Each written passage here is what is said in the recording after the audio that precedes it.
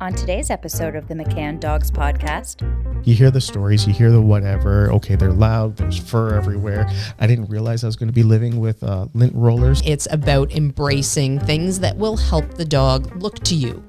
and now, Instructor Shannon.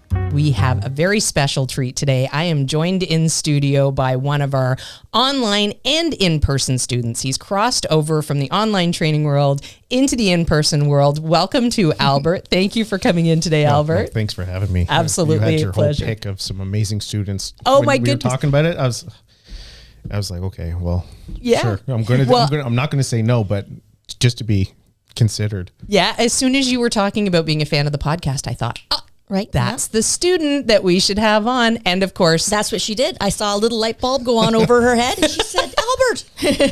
that light bulb is there permanently and it doesn't turn on very often. So it's good that it came on. And of course, we have Instructor Christine, aka Swanee, in the studio Hi, as well. everyone. I'm Instructor Shannon. For anybody who is new to our podcast, welcome to the McCann Dogs Podcast. And today we are just going to talk about all things Albert. Albert has a lovely dog he's training with us named Willow, and he has broken a lot of stereotypes with Willow. And I want to get into some of those things today. So to start with, just tell us a little bit about your adventure with Willow. How did she come to join your life? How long have you had her? How old is she? All the basics. Well, she turns 2 at the end of June. Okay. We got her at 7 weeks. We worked out a little thing just with how my schedule was. We were able to get her in. What breed is she? Siberian Husky. Okay. Yeah, well, as much as I guess we could say without official papers. Okay. She fits all the bills. She definitely She does, Yeah, yes. she's Yeah. beautiful. The one thing, thank you. The one thing that is shocking to us, and it surprised my wife early on, is her howl only comes out when she greets somebody. Okay. And it's like a mixed howl and growl. It's actually thrown some people off. Can you give us an Yes. impersonation of it? No, I can't. I'd rather not because it's recorded, but it's very much one of those, you can tell in her mannerisms, she's very, very happy. Okay. You know what I mean? But it has caught people off, and that's the only time. We've tried the sirens, we've tried all of that kind of, she does not care. But it is one of those things, but she's very, very talkative. Amazing. And so my wife had to take that even one step further and has captured, which I was really, really impressed with her doing. Fabulous. Captured her to say, I love you. And she breaks it into 3 different sound clips. Oh my gosh, Yeah, that's wow. fantastic. Oh, yes. It was awesome. You Absolutely. definitely have to share that with us yeah. if you can get that. We've got some good ones, and she's also well we're going to talk about that. I know I'm not answering your question. That's okay. We'll go wherever we need to go. Wife's also this is early on. So this comes into play when we were in Puppy Essentials. My wife and Willow created a bond early on, Okay. getting the kids ready for school. Okay. She helped with bed stays while in the kitchen. So I was able to do some counter surfing, that kind of stuff. And my wife was able to do some bed stays and self-control early on while in the Nice. kitchen getting things ready. And they have a ritual that they do together. She does it with me, but she's not as vocal, but they actually have a song for doing the dishes because Willow can see the light on the dishwasher. And we've got some recordings of this. She knows when the dishwasher's done, and she's like, we need to load more. So they've got this whole thing. This there's no dance. It's just a song. Yeah. And they do it. She'll do it with me, but she's like, you're not the right person for this. But I'm going to This do is it not anyways. our thing. Right. So, This yeah. is our thing, but not our thing. So to get back to your question, and I'm going to deviate quite a bit. So That's reel okay. me That's in. okay, yes. Lifelong dream to have a Siberian Husky. The answer I tell everybody is I've never had a dog. Okay. The factual answer is when I was, let's say about grade 9, my mom brought in 2 Pekingese, Okay. but they were only there long enough to be considered boarding. Okay. Okay. There was no training. I don't even think it was 6 months. So there was no training. There was no skills. It was actually a very bad situation reflecting on it now. Okay. So there was very little even interaction between them. So they weren't even considered our dogs. Okay. So it was a whole thing. That's a whole nother conversation. For myself, never a dog. My wife, So you didn't really interact with them much? there was no, Okay. it's kind of a sad conversation. Okay. So it's just one of those things, but ultimately ended up better for them. Okay. Okay. My wife had this, Willow will be her first dog as an adult. When she was younger, they had a smaller poodle that I've heard so many wonderful stories about. So for us, the talk was, we're always going to get a dog, but we needed to know when was the right time. And Okay. much like, we've had kids who's like, you don't really know when the right time is. Is there a right time? Right. I mean, these are such big life interruptions, but when you want something like that, like a child or a dog, you make the time. My wife knows how to read me. Okay. Okay. So we've always kind of talked about it, and we just kind of leave it aside and come back to it and stuff like that. And around the March break of the initial shutdown for the pandemic, we had new neighbors move in. They had a little retriever that was in the backyard. One day during that initial week, it made its way into our backyard. Okay. Our gate to our backyard was open, and came in, was knocking on the patio door, and Hello, I'm lonely. well, there's something along those lines, right? So it was one of those, okay, she wanted to make sure, like my wife made sure nobody was home. Okay, so let's close the gate. Let's get some water. I went and found its food. By the time I got home, and then we just kind of all took shifts playing with this dog all day long. It was amazing. Until the owners came home, we were watching it. We left a little note saying, he's safe, he's over here, that sort of deal. From that moment, my wife was making plans in the background. At least That's all it takes. Looking back at it now, it felt like it was every weekend she was paying attention to different shelters. Okay. And just seeing what was out there. And it was always, or there was this new litter or something along those lines. And eventually, and like I said, I know I know what she was doing. She sent me this picture of Willow's litter. Okay. And she goes, what do you think? And I was like, you need to stop. Right? Because I also have poor self-control. And I was like, you can't. Who doesn't with cute puppies? Yes. Oh my Show me goodness. this, right? And immediately I'm like, this one and this one. Yeah, you're in good company. Was Willow's litter in a shelter, or was it?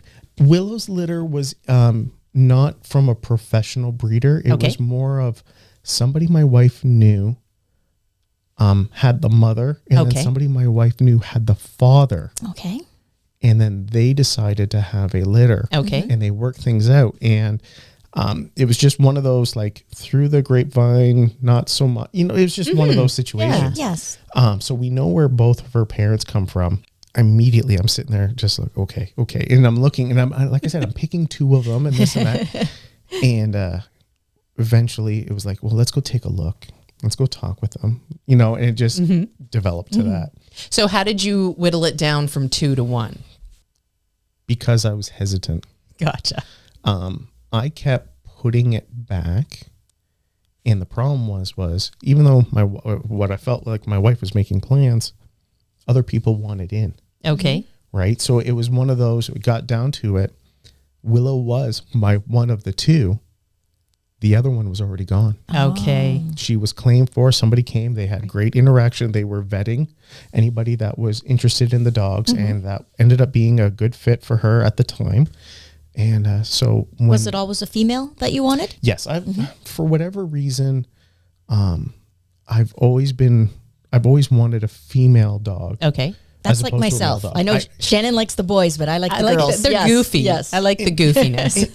and I don't actually have a reason for it. It was something in my head from just a young age. It was like, I'm just going to have a female dog. That's just what it's going to be. So by the time, because trust me, I dragged my feet on this choice quite a bit. I believe my wife was in right away. By the time it was like, okay, let's do this, Willow was the only female that was left. Okay. And I honestly don't know why she was left, wasn't picked. She was small in stature at the time. She's got the beautiful, 2 different color eyes. You know what I mean? Her markings on her face are just stunning. But it just ended up working out that way. Were all the puppies similar colored? For the most part, yes. She has a brother who defies all logic in terms of Siberian sizing.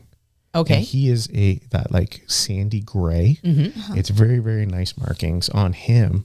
But for the most part, yeah, they were all relatively of a darker litter. Well, I'm glad you ended up going with one instead of two, because I feel like you would have had a much different experience if you had gone with two. Well, the two, what's funnier is we were only going to get one, but we almost rehomed Willow Oh.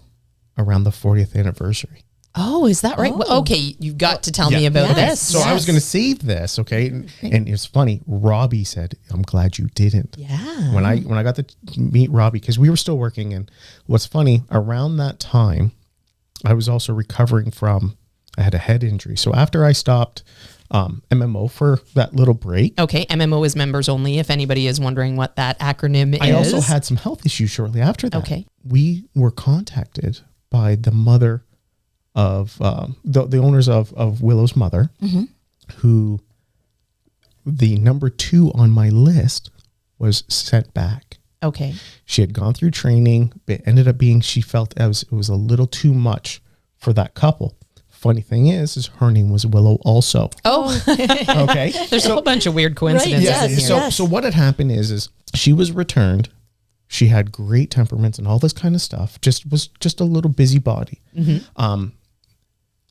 My wife and I talked about it in depth. We had like town hall meetings with the kids, just all kinds of things.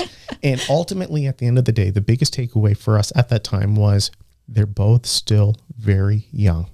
I would have to do a lot of individual training with both of them, Yes. which would ultimately take my time away. I'm already removed quite a bit, keeping her active, busy, just, Right. burning that energy mentally or physically or whatever. And one of the biggest takeaways was outside of, okay, well, we're going to need different vehicles for traveling with them in the crates. I was like, well, I'm not buying another vehicle. We just bought the new Jeep and, that type of stuff. But the other thing was the time. With the kids being the age that they were, the one memory we didn't want for them to have was, well, Dad wasn't here because he was busy with the dogs. Right. Because Right. we know that's what would have happened. Yeah. So we Or said, with work or whatever the case So- may be. well, work, I've got that sorted out. So, but the dogs, it's easy for me to devote that time with Willow. So to have 2, I would have been lost. So Yeah. I think a lot of people don't realize they get 2 puppies or 2 dogs, and it's double the time. Yes, absolutely. It's basically like raising twins, but raising twins individually. Yes. we were so far that we even had it scheduled to do another meeting with them to meet the dog and all this kind of stuff. And we're like, listen, we can't. We let emotion get in the way, even arrogance. We let arrogance get in the way. My wife is like, yeah, you could do it. You could totally do it, and all that kind of stuff. And I love her for that. And you could. But it was like, it just wasn't fair. Yeah. There's only so much time in the bucket. And Right. if you put more things in, you need to make room for. And what clouded our judgment in the beginning was, at that time, we were done life skills. I had walked away from MMO because of arrogance, and we'll get into that. Robbie knows all about it because I remember that. Well, and I remember saying to Robbie, okay, Robbie, you know what? Like, this guy wants to learn more, and I think he's missing some of what the possibilities in the future are. So how can we help him? And that's exactly what had happened. Is I walked away saying, well, I can. Early on, a lot of what I saw and what I was learning just kind of breaks down to the same processes, right? Or very, very similar. Yeah. And luckily enough, Willow has a desire to work. And we had that instant bond. Otherwise, things would have been different in my opinion. But I went into it. I was like, okay, well, I could pick up whatever and I'll learn it on my own and I'll on my own. Well, what was funny is right after I said, okay, I'm bowing out of MMO. Then that health thing happened, and unfortunately, that wasn't anything serious. But it was a head injury that led to I needed glasses. My vision was gone. Like all kinds of just weird things. Just right? a life change. Just a life change. So we fell into a small rut where we weren't really training much. Gotcha. And life was easy. Willow was here. She had a heel. She had a side. She had this and that. But there was so much more missing. So when we came back to the 40th anniversary, I don't even think we had made it to Brampton. My wife was like, okay, well, so what are you going to do now? You know what I mean? So she knew. She was like, you two needed to do something. Yeah. Right. So Absolutely. So, and I mean, that's an interesting point about your dog specifically, but it's very typical of a Siberian Husky. And one of the things that I wanted to get into with you was just to pose a question to you. What do you think about the people who say, oh, you can't train that dog, it's a Sib? I get it all the time. Yeah. I get it all the time. What's your typical response? Let me back that up for a second. One of the things when we walked into getting a puppy, we were very naive to everything. We didn't realize you hear the stories, you hear the whatever. Okay, they're loud. There's fur everywhere.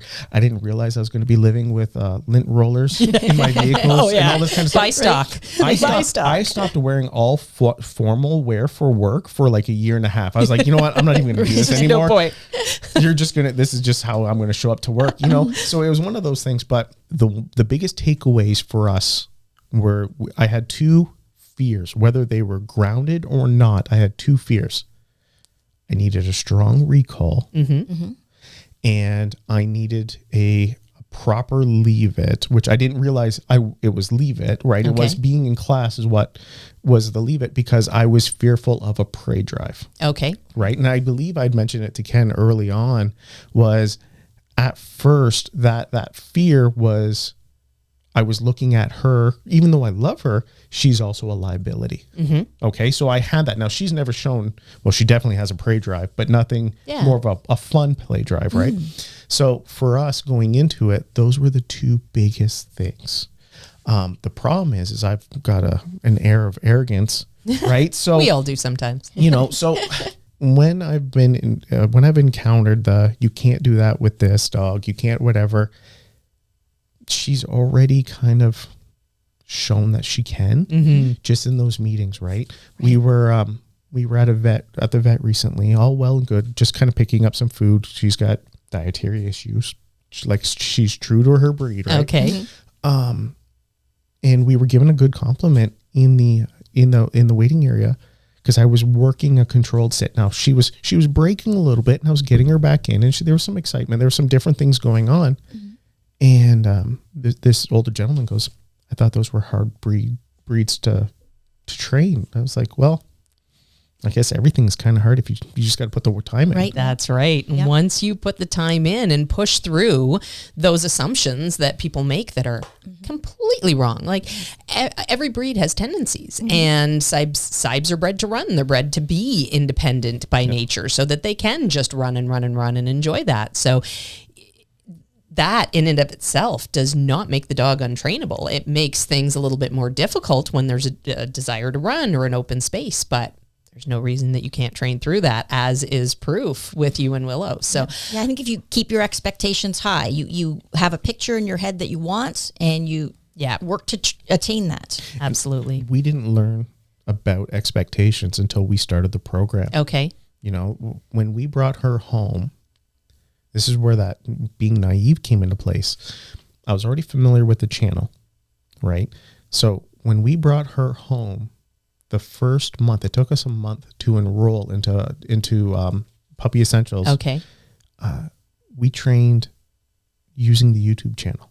Nice. And lots of our clients do. Lots of them do. So it was a solid month, and my wife was like, okay, you guys are really making some progress, and this and that and so on and so on. But I knew at one point, and this is not a knock to the channel, I was like, I'm missing some key information here on where to go next, because one of my biggest problems is, I guess the best way to describe it is, I can't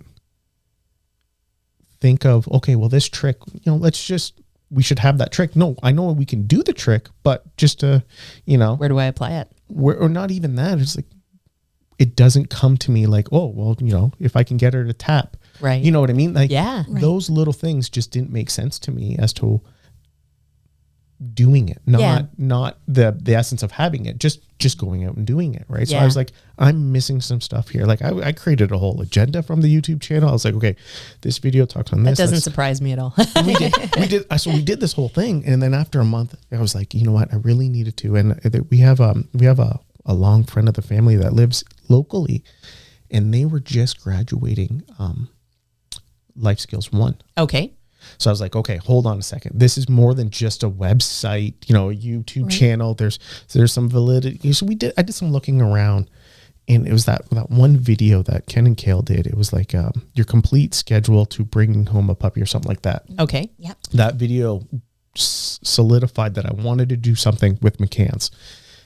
So we jumped on the program from that moment on. Okay. All right. I had no clue, right? If you look back, we signed up and I sent like an introductory video that was like a VHS 80s dating thing. Yeah. You know what I mean? It was like, I was like, this is Willow and I. We've learned this from your website. Right. I don't We know like if long any of walks this- on the beach, pina coladas. I don't know if any of this is right or wrong, but here we are. Let's go for this. Right. So it was really weird. It was weird, but it was good. Amazing. So you were just looking for like a more structured program and some direction on where to go with things. So yeah, exactly. Because when we decided to bring her home, we immediately booked an appointment with our vet, who we've had a cat who's nearly 20 years. Oh, so wow.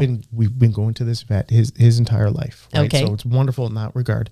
So we brought her in to have her looked over. She did come home with a UTI, so we worked through that too. But it was one of those, what do I need to do? Yeah. Right. So our vet gave us some guidelines and this and that and so on and so on. And so I had that and whatever I pieced from the YouTube channel, and I was like, there's definitely stuff I'm missing. Mm-hmm. Where do I go? What do I do? What do I need?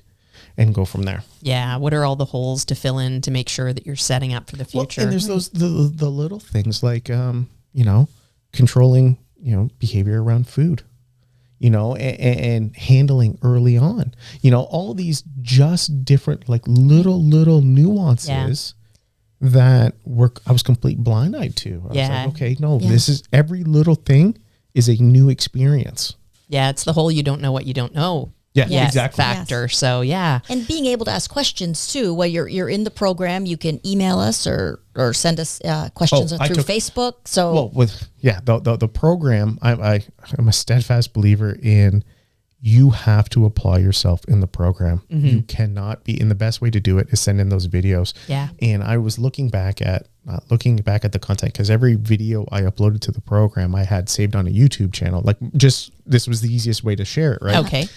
And it was all about accountability. And I remember saying that in my emails was, okay, in my opinion, we got this section done. Here's a review. Am I right or am I wrong? Mm-hmm. And then we'd work through that. And I remember once we got into life skills, pop it, that technique. Right. I think Robbie and I went back 4 videos. The pop game. Just to try to make sure I had the technique down properly. Yes. It was just that small little timing. So it was, you who cares? Send the video in.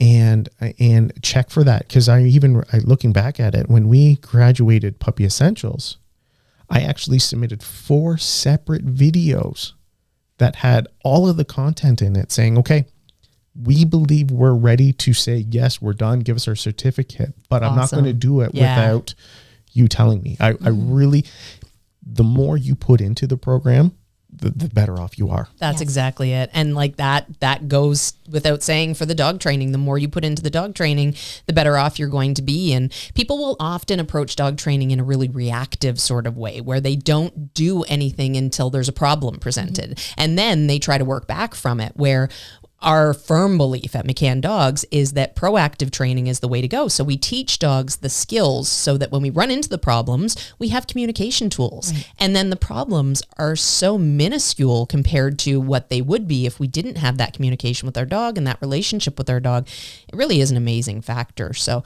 I want to go back a little bit again, just to what were the qualities that attracted you to the side? You said it was like a lifelong dream to own a Siberian Husky. So qualities, I really don't know. Okay. It was more almost vain. Okay. It's just there's I don't know, majestic. It was They are funny. gorgeous dogs. Yes. There's a lady that just joined our parkour course that has same dogs that you have. And Toller? I didn't know Tollers existed until we were in the program. I'm like, what is this dog that has these beautiful like white little boots? Yeah. And the description I gave her regarding like her dog and Tollers in general, there's a air of regalness to them, right? But I don't know, a Siberian, there's something majestic. It's like that ancient kind of whatever, yeah, right? primitive. Yeah. Yeah. The problem is I really discredited a lot of what I heard. Okay. I was like, I like this breed. This is the breed I want, And I think it's good that you discredited that because I'm going to go my way Yeah. with this, right? So it's a question that's been asked more than once, and I don't have a definitive answer because Okay. I think it's just so deeply rooted, right? Growing up, I had some uncles that had, they're labs. There was a small town that was all anglers. Okay. Everybody was anglers, right? I've seen, Jack Russells in their native, they were out retrieving and stuff like that, right? So they were out hunting and stuff. So I saw all of that. Okay. And I respected all of that, but those weren't breeds that I wanted. Okay. Yeah, there's certain breeds that just take your breath away. Yeah, absolutely. Yeah. Like the Afghan. Like me and my Afghan hound. Yeah. Yes. Yeah. Well, I went recognized I couldn't do the grooming of the Afghan, so I went with a Saluki, which is similar to an Afghan but doesn't have the coat. Doesn't have all that brushing needs. Right, yes. Yeah. And you had a smooth Saluki as well. So I had no brushing. Yeah. Yes. So you spend half your life brushing. Yes. Yeah. We've actually, that video you put out where the great tool looking for ticks? Yeah. Well, we've done that to help with shedding. Yes. The last, right, the yes. last 3 weekends, Amazing, eh? we've done it. So we went away this weekend and came back and I was like, okay, you need a bath. So the bath, conditioner and this and that. And we were outside for, I don't know, an hour and a half. And my son said it yesterday. He walked outside. We thought we cleaned up as much as we could of this fur. And he goes, Dad, it looks like a horror movie with like the spider webs everywhere, but it's just fur. It's white fur everywhere. That's what my deck looks like in orange all the time. But the forced air dryer, I'll tell you, is one of my favorite tools. I would never have a coated dog without one because same thing. Like I just gave Ned a bath on the weekend so that I could blow out his coat because he was just coating my house in orange and everything got washed on the weekend to get rid of all the orange hair because I'm just getting so tired of it being around. But yeah, it's a fabulous tool for finding ticks. It's a fabulous tool for drying them. And it's a fabulous tool for helping to get rid of all the excess coat, even when they're dry to begin with. I find that blowing out the coat. It's never ending. It's never ending. Absolutely. Well, and you would probably have 3 times as much as I would have with Tollers, but you see the videos and we've got pictures where it was just this mound of fur and then you turn around and it's like later that day you can do it again. Yeah. Like, Oh my goodness. what did we do? How is this even possible? how is all this coat coming out of this dog? I don't understand. Yeah, I have so many pictures over the years of a pile of hair beside the Toller that's as big as the Toller, thinking like, he doesn't even look any smaller. Yeah. Like, how did this happen? Oh my goodness. Okay. Well, I like too how your wife and you both took a team approach. Like often we have students and it's really, just one person wants the dog and the bulk is falling on them of the training. But it's so interesting to hear that you and your wife were a complete team on this. Well, not a complete team.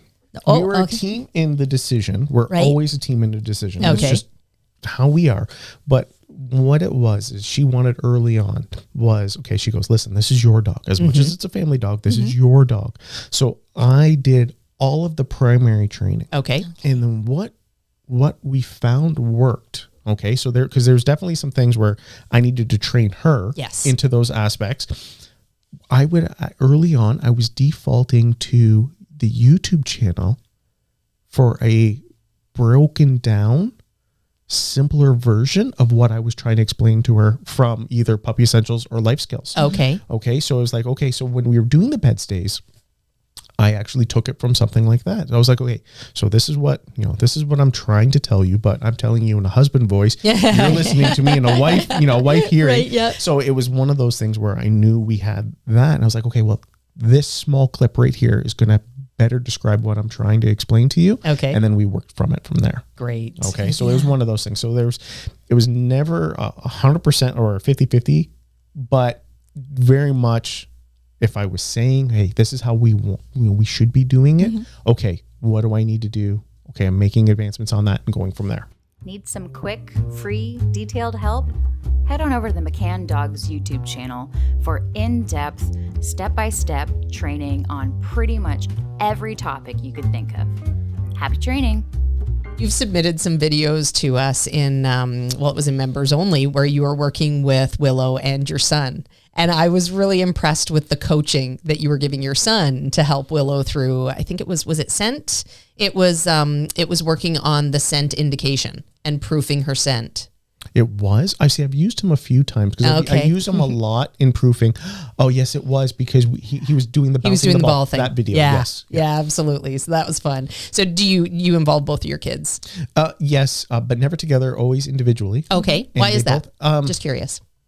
Because they're both those early teen years. Okay. Okay. So it's just. So you don't want the competition factor? Well, it's not even that. It's just the fact of keeping the peace. Oh. Gotcha. They're two different spectrum, two different personalities. They know they're siblings, but there's limitations, and so we keep it at that. Do they enjoy playing with Willow and spending time? They do. Yeah. It's funny, and they do in their own little way.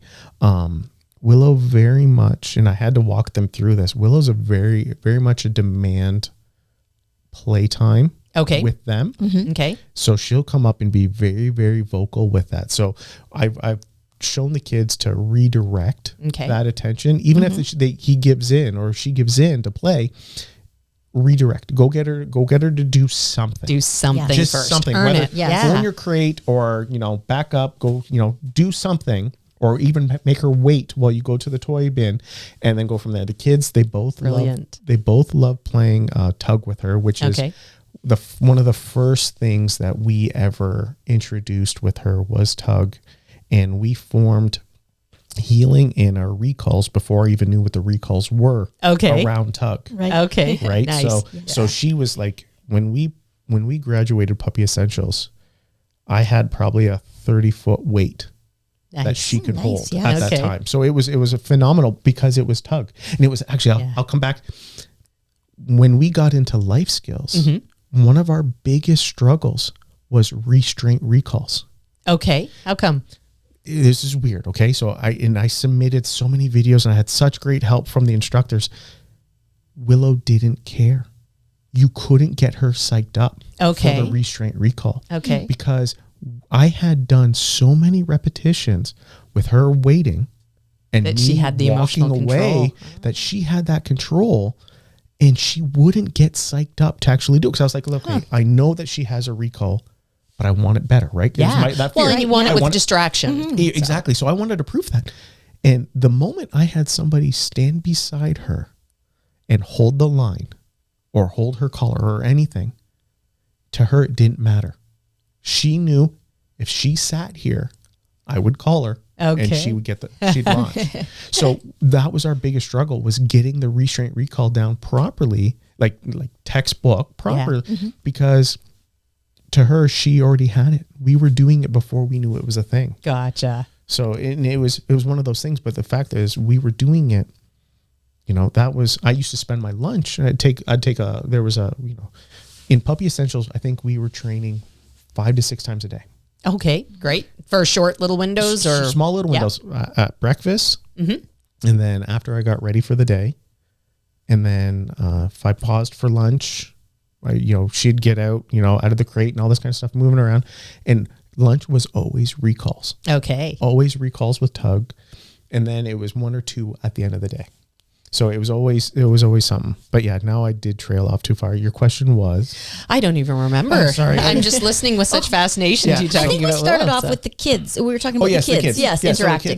So the kids very much enjoy that time with her on their own. They don't actively seek out to learn new tricks with her, but they're very, very interested when something is brought up.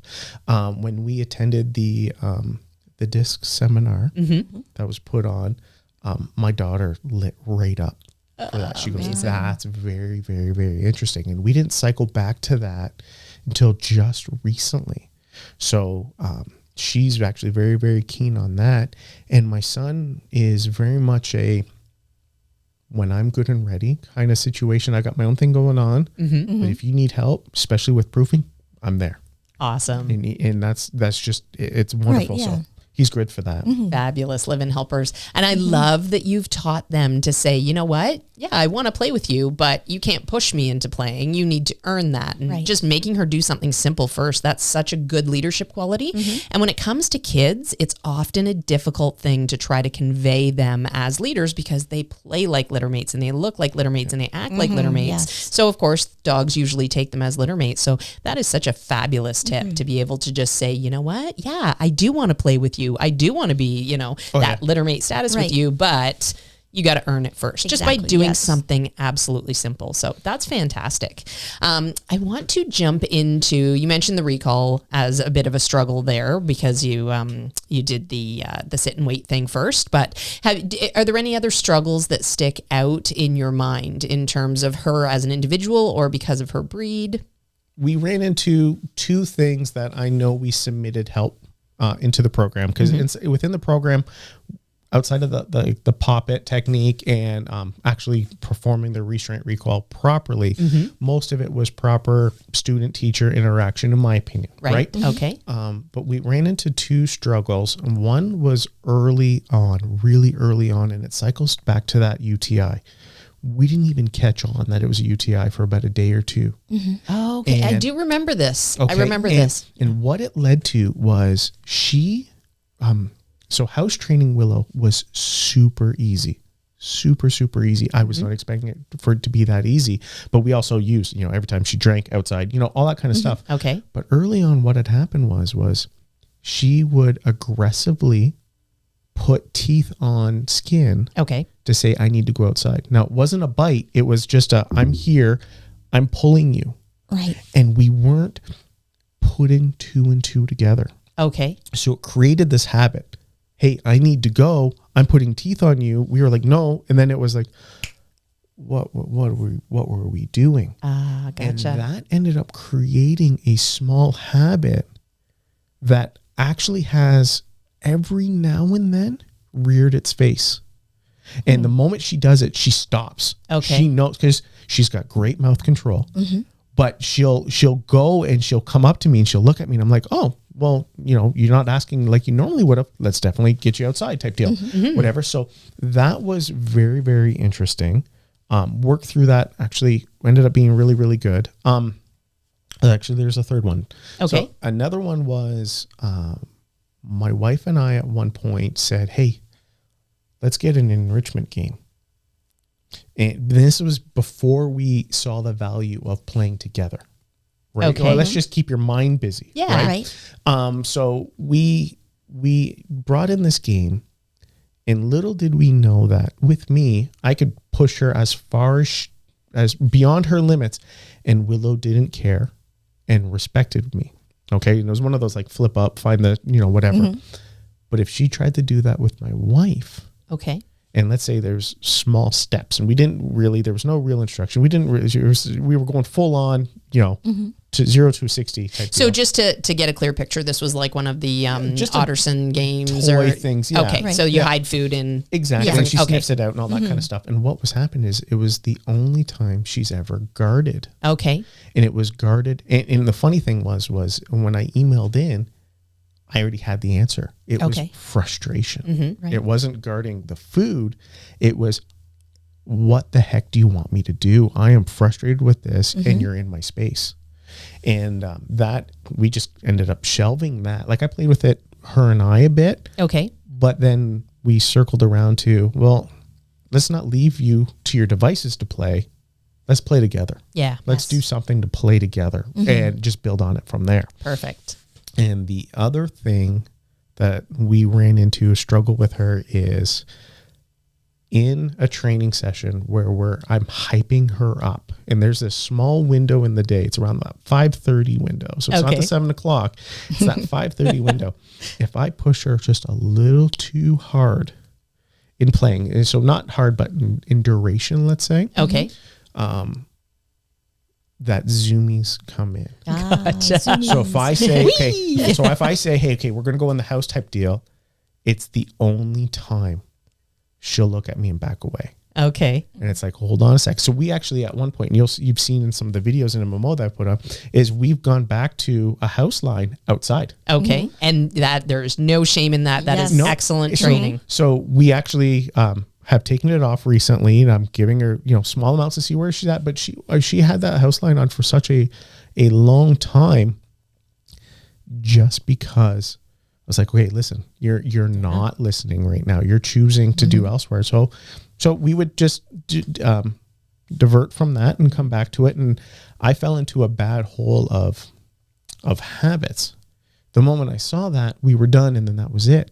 Oh, okay. But I've gotten into a new habit where it was more, okay, you stop that, we'll stop, but we may not actually go in. We might sit around for 3 minutes. Perfect. Nice We little might do balance. something. Yes. Go back and do, something from the parkour class or whatever, and then we'll go in. So I'm Perfect. keeping her guessing. So it's actually helped process that a lot longer. Fabulous. So it's that calming. And you have a really good ability to look at the situation, step back, and think. Like, you can tell that you do some engineering for your as a living, because you can see those systems start to work and break down, which is fabulous for dog training. You need to be able to look at the problem, break it down into bite-sized chunks, and then attack it in that way, versus trying to fix the problem at the university level before you've even gotten out of grade school. Thank you. Thing. So those would be the things that I would say that we were actively concerned with. Okay. Okay. So the third one wasn't really a concern, because it also kind of ties into what we talk about in MMO about that, that chaos to calm type deal. Right. So, and keeping that thread and that conversation open for everybody. She's still so young. You know what I mean? So Absolutely. you saw it today, like today's just in the parking lot here. I haven't seen her act like that in weeks. Just excited. Just a little bit of a overall new situation. and that's exactly that. And funny enough, now that we've been coming here for about 2 months, she knows the area. Okay. We pull in and she knows the parking lot. You're so smart. So we do a walk to go to the bathroom, but then I do maybe 15 minutes to get her attention before I even dare try to go in the facility. Gotcha. It's just one of those things, because she's gotten so excited. And what would you say your biggest triumphs have been with her? I don't know. I'd say probably the recall. Okay. Just because we put in so much work on that. Gotcha. I've seen her, and I've actually shared the video with you. I've seen her nose plant making a turn. A couple weekends ago, I wish I would have had this recorded. I've gotten very lax in recording. We were playing, just doing a bunch of things, and I've been breaking up with bringing disc in, and I launched a grounder. She took off, and I called her as she was biting it. She let go, spun, and came back. Oh, wow. That is perfection. I was like, "Are you Amazing. kidding me? This is Brilliant. like Right. a rare," because the timing was perfect. Everything about it was. I was like, nobody's going to believe this. I've seen response, this. I believe it. This was absolutely phenomenal. I know how hard you work, so I believe it. I'd say I'm proud of her counter surfing and lack thereof. Okay. Okay, and I'm also very proud of her self-control. Which you have worked hard She for. has door manners. She has food manners. So rule outs are really big in our house, and I use them for everything. The kids do them with her. My son more so than my daughter.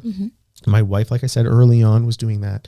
So that self-control, at least in those areas, are great. Perfect. And I'd say I actually sorry. No, don't be. Handling.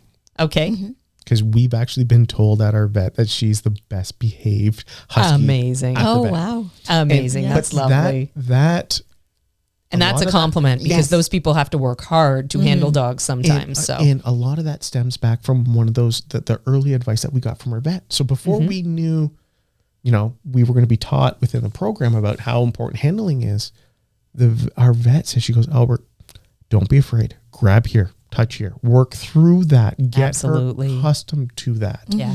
and then go from there. Absolutely. So, and that's why we actually still, even though we could do it at home, we actually very often actually go back there to just get her nails done by them.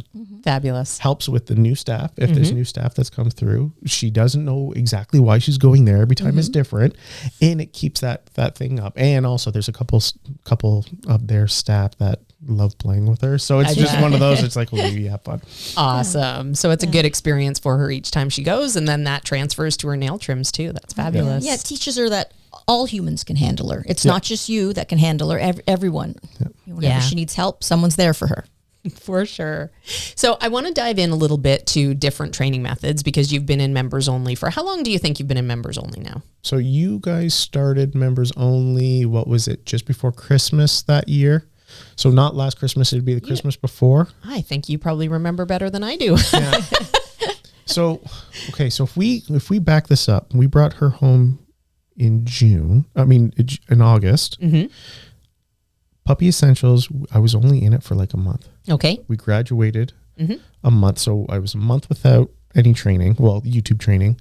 Puppy Essentials. We got into life skills a month earlier than what she was allowed. Okay. Alexis said, okay, listen, we know you could start early. Yeah. You were doing your homework and we knew you were a good student. Thank you. We graduated that a little early too. We got an extension going to life skills. MMO. Mm-hmm. So I think it was around that when I backed out the first spring. Okay. And I came back in the fall. So I missed the last summer. Okay. Of MMO. Okay. And so when we came back in the fall after the 40th anniversary, we jumped right in. We were doing, the backups and all that kind of stuff. So we just jumped right in from there and then just kept going. So anybody who's wondering, just give you a brief synopsis of what members only is. Basically, once a month, we present a higher learning concept, and it's available to students who have graduated in-person life skills or online life skills. And once they can join members only, and we talk about all these higher learning concepts. We've had months on scent work. We've had months on breaking down different behaviors. We've talked about different methods in training, luring, shaping, capturing. And that was actually where my question was going. So I'll segue right into that. So out of all the training methods that we've sort of touched on in members only, do you have a favorite? Is shaping up there? Shaping is number one. Shaping is number one. And shaping actually started off as being the most frustrating for me. It's not uncommon at all. And it was more frustrating. Like I just gotta tell you, I want to show you what we're doing. Yes. And I don't even remember why. I don't even think this was a program at one point, but I wanted her up on, I don't know what it is. I saw it on one of the Facebook groups. Somebody had their dog perched up on something. Okay. Oh. Okay, something small. And we had a small little stool that we had from when the kids were much younger. And I was like, okay, let's get 4 paws on this. Let's see if I can do this. And what was your approach? I'm really curious. Flat out, nothing. Okay. Here it is. And I was marking when any paw touched it. Okay. I was rewarding when paws went on. And where I faulted early on was I rewarded heavily on the front end. Okay. And it became a perch. Gotcha.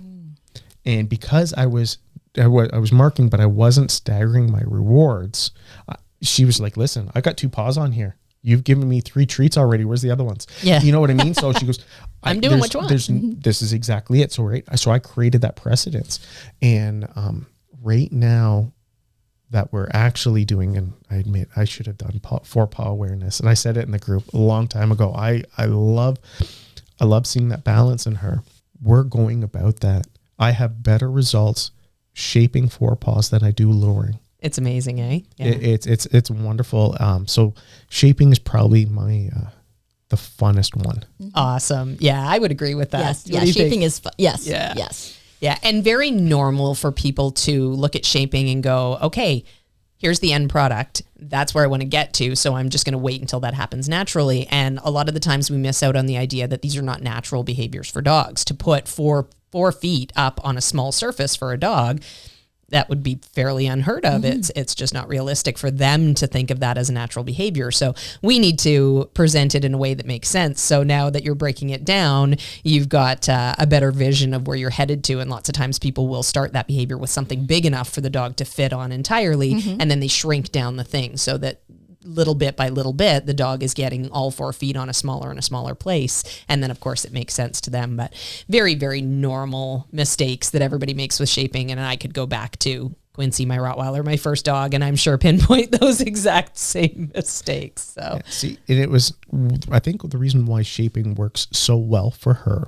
is Willow's always had this look like, hey, it's training time. We're going to do something. She also does the whole, I'm going to do a treat right now for a free reward that I know my wife gives in very easily. Right. She'll walk up to her, lay down and just cross her paws like, listen. You're so cute. You get a cookie. That's my partner to a T. And then my wife will hesitate, but then Willow will sit there and look at her and go, boom, and she'll smack her paw down. Like, in case you missed it the first time, we got something here. Let's do this, right? Yeah. So she's always had this look of, hey, it's training time. Yeah. Okay.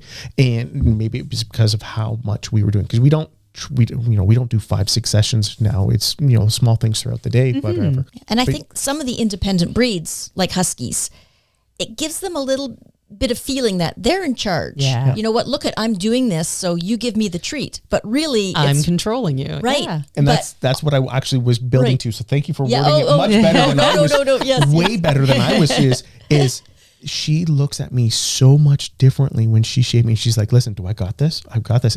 And I don't know if you've seen it yet. Obviously I was driving this morning, so I didn't see, but I posted a video of us in the chat yesterday. It was a response to Robbie of our breakdown of what a typical forepaw awareness training session looks like. Okay. And you can see that she's grasping the idea, but doesn't fully have it. She's like, okay, so she's got paws dancing here and there. And it's like, wait, slow it down. And when she does, that's when it connects for her. Fabulous. Fabulous. So what is your favorite thing that you have shaped? Is there anything that sticks out? Nothing really stands out as being a favorite. We've got favorite things to do, but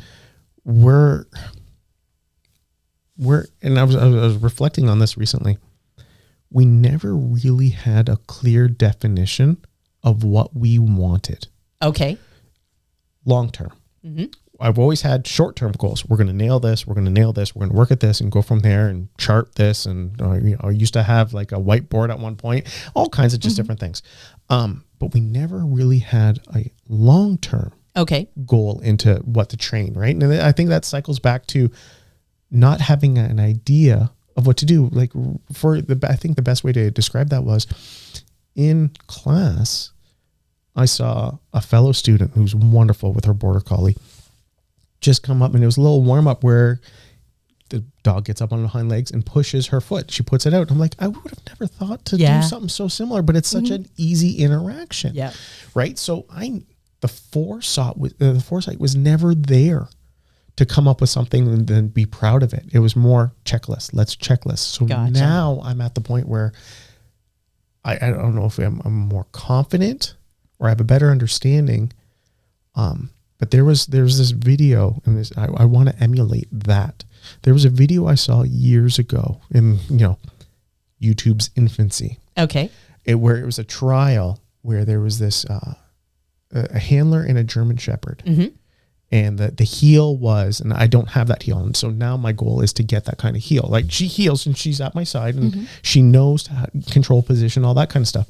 But she doesn't have that rally or obedience heel. Okay. So like a precision competition heel. I want that. I want that where she's Isn't looking. It beautiful? Right, look at me, regardless of whatever it is, and go. And he launches this dog. It runs, I don't know, 60 yards. He calls, it stops, drops, and spun around. That was always super impressive to me. Yeah. And that one YouTube video just stood out in my head for so long. Having a taste of that now, I know what I want. Amazing. So it's different, right? So for me, at one point I thought flyball would be really, really fun.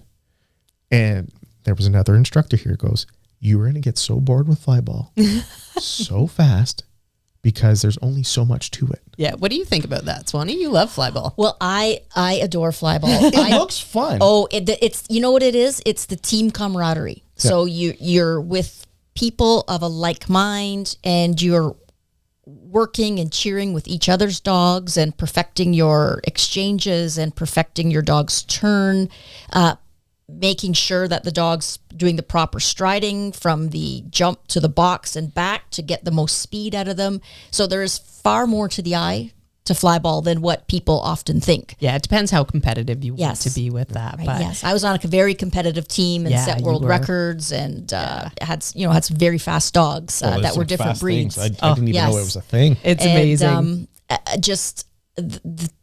I found it's the team. Like they became family. Yes. I had a very short-lived career in flyball as well. I found that it was so loud and so dependent on the team, and I got into other things, and I kind of left flyball behind. I'm glad I did it, but I would be of the same mindset. It's sort of like, okay, what else? What else is there with that? Where I'm at right now is I literally want to do everything. Yes. I mean everything, but I also want there's some certain elements that I want to almost be precision. Okay. Right. And so that's where I'm looking right now. We're doing parkour right now. I've never put thought to rally. Okay. But that's in my head right now. Yeah. Actual obedience is in my head. My wife has constantly, ever since the 40th anniversary, she goes, for $100, we could set up an agility thing in the backyard. It's so inexpensive, right? Even to the other ones. And she goes, why haven't we done that? Right. So just get those kinds of things. Up until disc, she'd never done a jump. Amazing. Right. So it was, okay. so there's so much we haven't done. Yeah. Because I've focused so much on our class content. Yeah. About any sled pulling, like is it skijoring or canicross that they do with dogs? Yeah. Pulling bicycles I've looked at it. I'm worried about weight Okay. distribution and stuff like that. Because everything that I've looked up, realistically, even in the proper sled as a single dog, we're past those ratings. Oh, okay. Okay. Right. So I don't want, even though she's got statue to her, she's still the very feminine in weight size, right? Okay. Yes. She's very athletic build in my opinion, but I'd have to introduce her to more of a pack kind of running Right, situation, yes. right? Yes. Gotcha. Well, From my understandings of it. When I lived in New Brunswick, there was a canicross club that used to practice, and I believe it was canicross, and they put a running harness on the dog. There'd just be one dog, and the person's on a bicycle, and the dog runs ahead of the bicycle. And they had lots of competitions at this one park. So you're riding the bicycle, and I guess the dog was. I think it was called canicross. It's really interesting. Have to look. Yeah, there's so I many feel like dog I'd be sports. a disaster. Yeah, I'm so well, klutzy. and I was worried about that too. So Yeah. I have taught her left and right for turns and different things along those lines because a lot of the times on our walk, I'll either have her at my side in control or I let her out in front.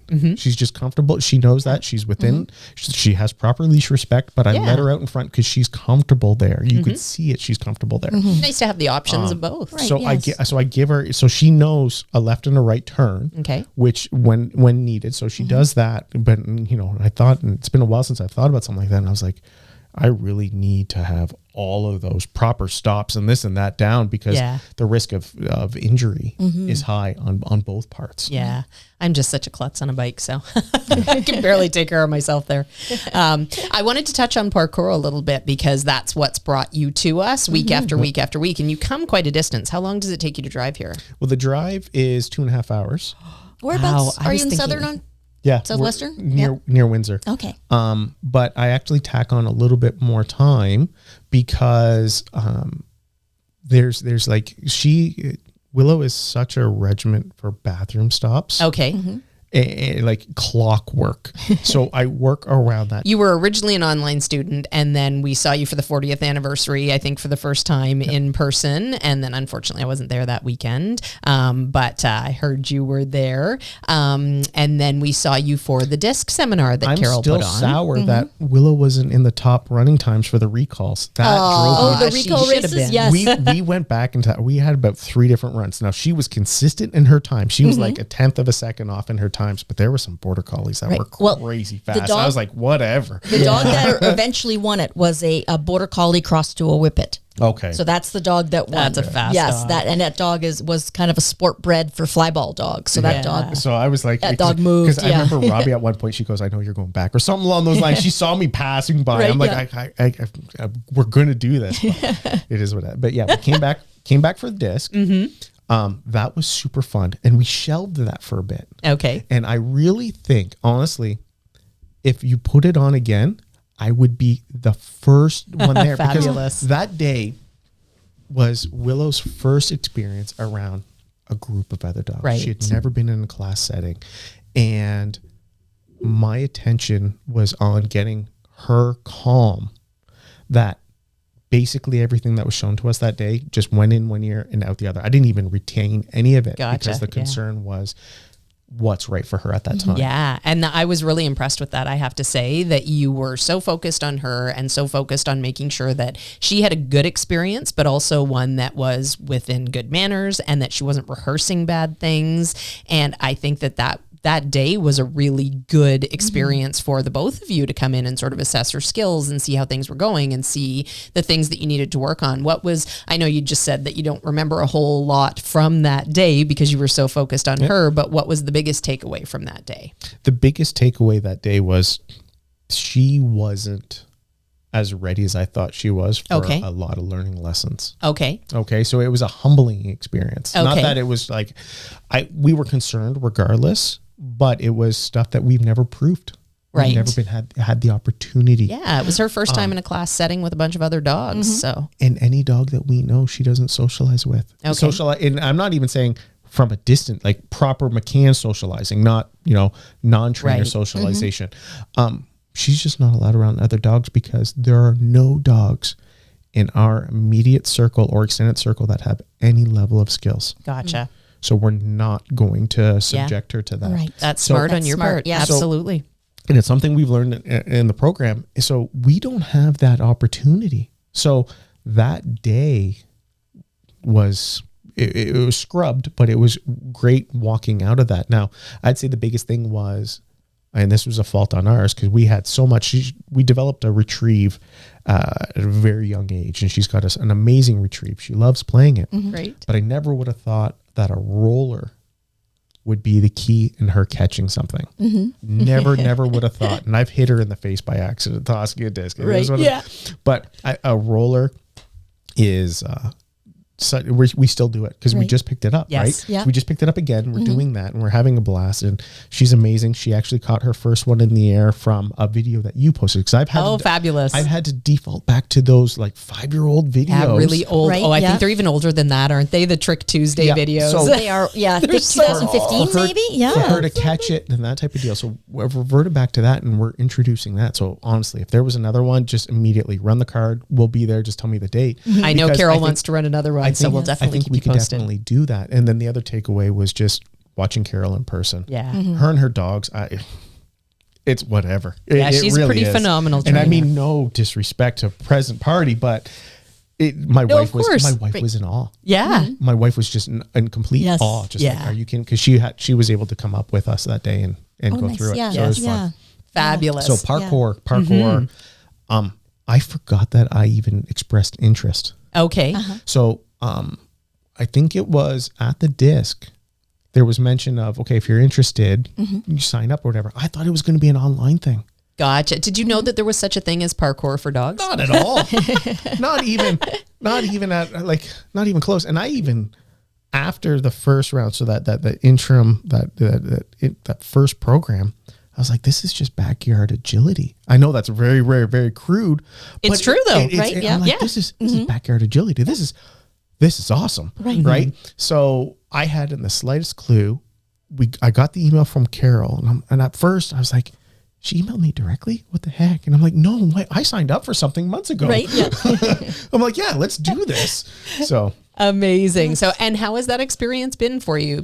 Coming back to class each week and working through the distraction of the other dogs, etc. I love being in class because I'm around like-minded students with the dogs that, for the most part, are either on that same level of either last week, all of them, for whatever reason, were just at like 8 or 9 on a hype scale for whatever reason. But then there's other times where it's like, okay, I know these two. There's this wonderful poodle. I think Willow and her are like 2 peas in a pod type deal. Their levels are but seeing them calm together beside each other within 10 feet. So that's been amazing. Putting her around established students with dogs with skills has been amazing for her. And then going through the content, Willow has been indoctored so much to not jump, but doing jumps or push-offs, right? That's coming slowly. So she struggles with height and she struggles with getting her back paws off something. Okay. Okay. She is very, very concerned with height. But last week we did a walk we did a walk it that was, I don't know, 4 feet off the ground on a 5.5 inch board. And she was up there. Yeah. I was like, are you kidding me? So you've seen her confidence grow. Yes. Right. Fabulous. Yes. Drastically. And just, every little bit, so on and so on. So we try to incorporate some of that. So I've created some walk it planks at home. I've made some platforms, which we are using for our remote stuff from MMO. Okay. So it's just Like the remote sits and downs. Perfect. Sending her away, sit, all that kind of stuff, and that type of deal. So, and then we've actually been doing different platforms with shakier stuff. So, using a recycling bin or using a hamper for a jump or something along those lines. Perfect. Yeah, you submitted a video and said, make note of the makeshift jump in the background. It was 2 chairs and what was it, a garbage bag or what was the thing in the middle? It's like these laundry hampers that my wife has. We have about a dozen of them in the house.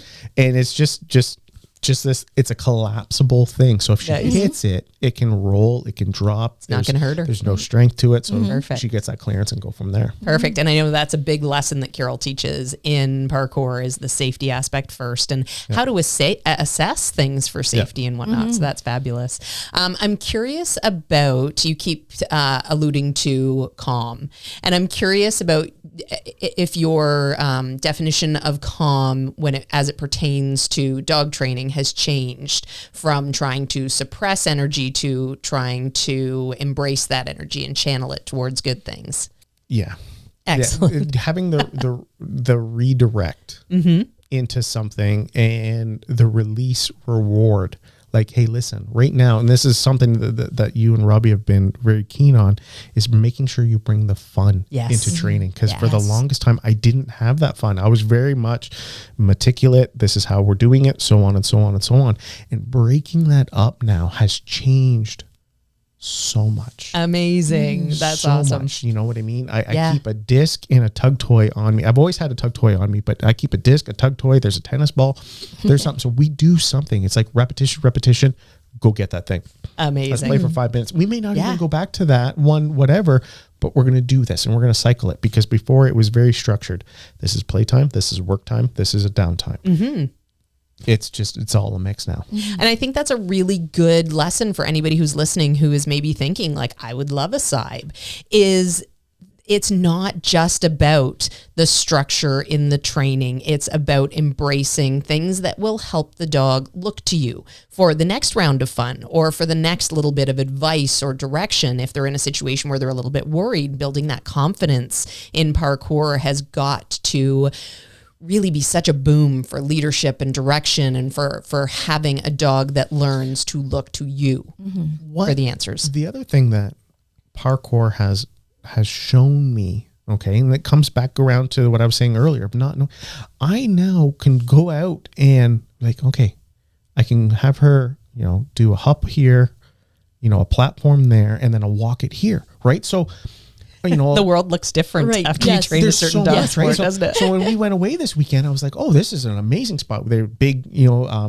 landscape stones and stuff like that. Let's do this, and this. Perfect. And then I can do a wrap even, so that, incorporating that into, let's say, an outing, because we don't do long walks or long runs. Okay. I don't want her out athletic.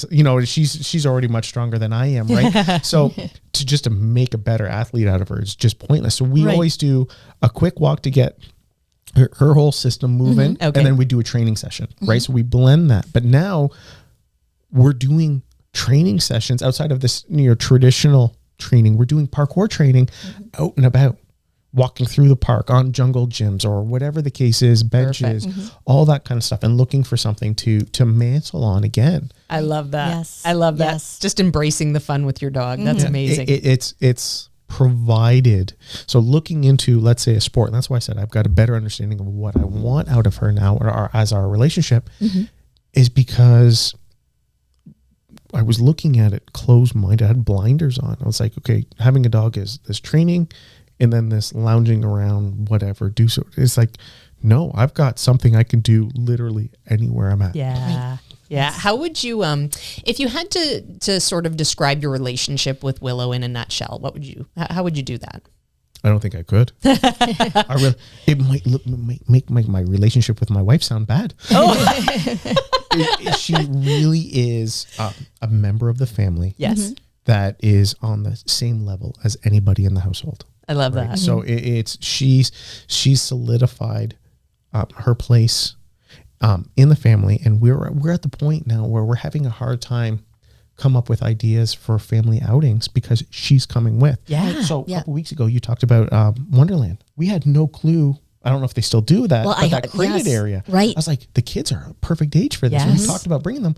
That's such a thing because she's so cemented into the family as being a standard family member on par with everybody else that my wife is of the same mindset. She goes, if we're going away, it's dog friendly. What are we going to do? How can we, what do we got to do to make it work and that type of deal? I'm actually getting overwhelmed right now because this is the whole point. Right. It's the whole point of training is so that you can embrace this relationship. And how you just described it was absolutely fabulous. Right. Yes.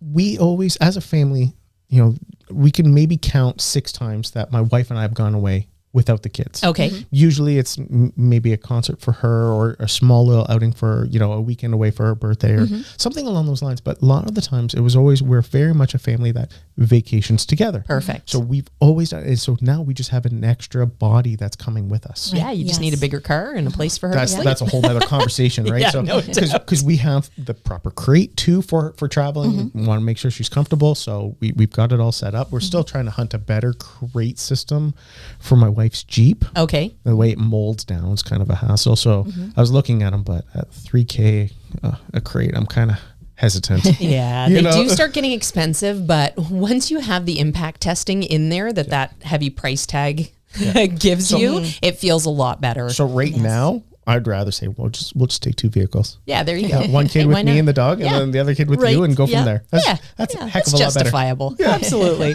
Well, listen, it has been a pleasure having you on the podcast. I'm going to end it at that because I know you have class to get to, and I don't want you to be late with that. But I want to thank you again for coming on. It was very special to sit here and talk to you about your experience and about Willow. Swanee, thank you for joining us. I loved it. I loved getting to know you better, Albert. All right. On that note, I'm Instructor Shannon. I'm Student Albert. I don't know. Instructor Swanee. Happy training. All right, take care. Bye-bye. The McCann Dogs podcast is brought to you by McCann Professional Dog Trainers.